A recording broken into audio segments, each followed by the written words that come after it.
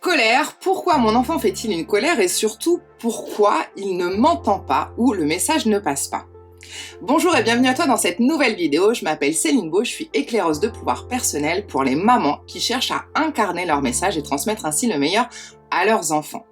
Tu as pu certainement le constater, que ce soit chez les petits-enfants ou chez les ados, parfois la communication ne passe pas et puis ça part en débordement, ça peut partir en colère et puis tu as beau donner des conseils, essayer de faire entendre certaines choses, eh bien ça passe pas. Pourquoi? C'est justement ce qu'on va voir dans cette vidéo.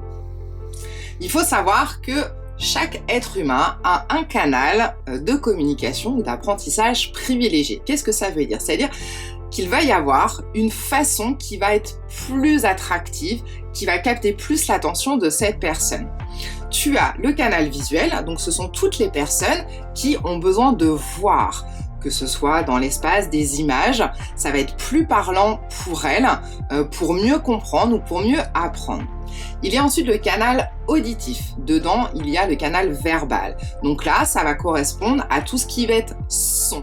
Parole, c'est-à-dire c'est des personnes qui vont être plus réceptives à des messages transmis oralement, à des histoires, au fait de s'exprimer, de parler. Pour elles, ça va être leur canal, ça va être le filtre par lequel elles vont le mieux comprendre, le mieux apprendre. Et puis, il y a le canal kinesthésique. Le canal kinesthésique regroupe, on va dire, l'ensemble des autres sens, c'est-à-dire le toucher et tout ce qui va être au niveau de la sphère olfactive. Ces personnes-là, en fait, elles vont avoir besoin de faire, notamment c'est tout ce qui va être le mouvement, pour apprendre, pour mieux comprendre. Elles vont parler comme moi, avec les mains. Ça va être des personnes qui vont être très tactiles, d'accord? Et donc, pour communiquer, si tu connais le canal préférentiel de communication de ton enfant, eh bien ton message passera mieux. Et c'est souvent pour ça que dans certains conflits ou dans certaines colères, au-delà de l'émotion qui déborde, eh bien la personne en face n'est pas réceptive au message que tu veux lui transmettre parce que tu n'utilises pas le bon canal de communication. C'est-à-dire que si toi, tu es auditive et que ton enfant est visuel et que tu lui proposes des alternatives par la parole, par écouter une musique, ça va pas lui parler en fait. Pour lui, il aura besoin, peut-être pour redescendre de sa colère, d'avoir des images, de regarder des images apaisantes, de regarder les mouvements dehors pour que sa colère redescende. Un ado, ça va être la même chose. On a tous un ou deux canaux de communication préférentielle.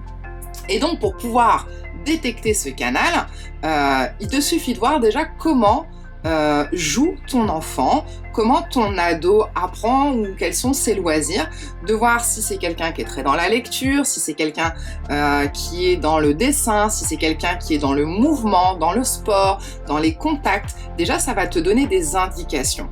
Pour les plus grands, tout simplement, tu peux leur poser la question. Tiens, toi, quand tu apprends ta leçon, comment tu fais pour apprendre? C'est quoi qui marche le mieux? Tu as besoin de mettre des couleurs, il faut que tu te récites, il faut que tu bouges dans la pièce en même temps que tu récites.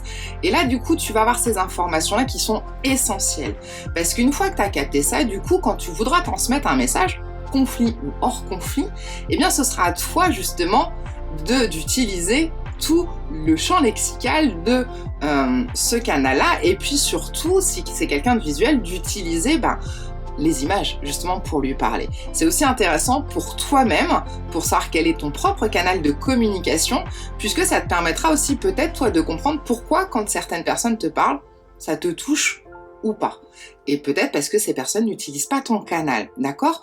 Ou pour toi, quand tu as envie aussi qu'on t'entende, de dire aux personnes, là, si tu es auditive et quelqu'un te montre des images, là, je suis désolée, en fait, je comprends pas ce que tu veux montrer, parce que moi, j'ai besoin que tu me le dises. J'ai besoin que tu parles. J'ai besoin d'entendre.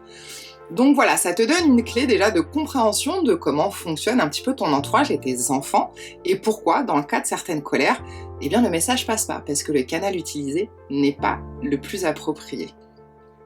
N'hésite pas à aller regarder les autres vidéos concernant la colère, sur justement à quoi correspond une colère, à quoi elle sert, et puis les suivantes aussi sur une autre explication possible sur pourquoi ton enfant ou ça peut être ton partenaire, se met à parler encore plus fort ou à crier lors d'un conflit. N'hésite pas à t'abonner sur la chaîne en dessous de cette vidéo si c'est pas encore fait, à aller cliquer sur la petite cloche pour avoir les notifications dès qu'une vidéo sort. Et puis si tu veux bénéficier chaque semaine de petits exercices de coaching, n'hésite pas à t'inscrire au petit coaching hebdo. Tu peux également nous rejoindre dans le cercle des femmes couronnées, c'est-à-dire toutes ces mamans qui ont envie de vivre, de devenir, donc des mamans qui incarnent leur message pour transmettre le meilleur à leurs enfants. Pareil, tu trouveras le lien sous cette vidéo. Je te souhaite une excellente fin de journée et à très bientôt dans les prochaines vidéos.